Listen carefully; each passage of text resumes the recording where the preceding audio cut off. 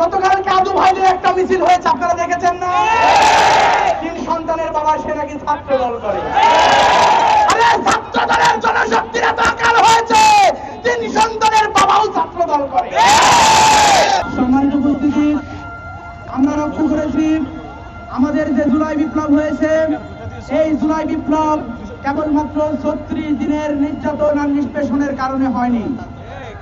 এই জুলাই বিপ্লব হয়েছিল গত 17 বছর যারা খুন, গুম, হত্যা, রাহাজানি, টেন্ডারবাজি, চাঁদাবাজি, অস্ত্রবাজি যারা করেছিল, এই টেন্ডারবাজি, অস্ত্রবাজির কারণে এদেশের মানুষ অতিষ্ঠ হয়ে তাদের বিরুদ্ধে একটি সর্বাত্মক লড়াই নেমেছিল।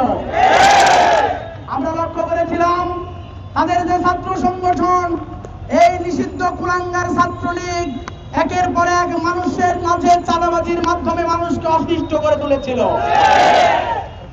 জুলাই অভ্যুত্থান হলো, এই অভ্যুত্থান পরবর্তী সময় দেশের মানুষ মনে করেছিল নতুন করে আর কোনো চাঁদাবাজির জন্ম হবে না, কিন্তু আমরা লক্ষ্য করলাম নতুন একটি সংগঠন, যেই সংগঠন যার প্রতিষ্ঠার পর থেকে কোনো ক্রিয়েটিভ কাজ করতে পারেনি, চাঁদাবাজকে এই তারা নতুন স্বাধীনতার পরে তাদের সবচেয়ে বড় ক্রিয়েটিভ কাজে পরিণত করেছে। কেসারেন শেকড় থেকে শিখরে।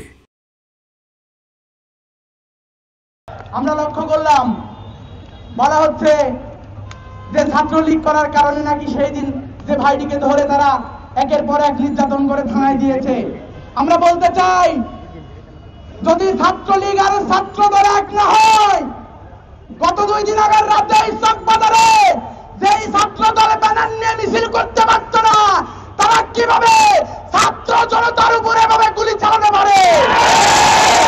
আমরা বলতে চাই এই অস্ত্র কোথায় থেকে আসলো? আমরা জানতে চাই গত রাতের আগের রাতে যেভাবে আমাদের পুরো মুহুর্মুহু গুলি চালানো হলো, আমাদের ভাইদেরকে যেভাবে আহত করা হলো, এই অস্ত্রবাদীর অস্ত্র কোথায় থেকে আসছে আমরা জানতে চাই। আমরা জানতে চাই যে নতুন করে চাঁদাবাজি যারা শুরু করেছে, এই চাঁদাবাজরা যেভাবে একটার পর একটা দোকানে যাচ্ছে, এখানে বাধা দিলে কি ছাত্র শিবিরকে আবার নির্যাতন করা হবে কিনা আমরা জানতে চাই। আমরা লক্ষ্য করলাম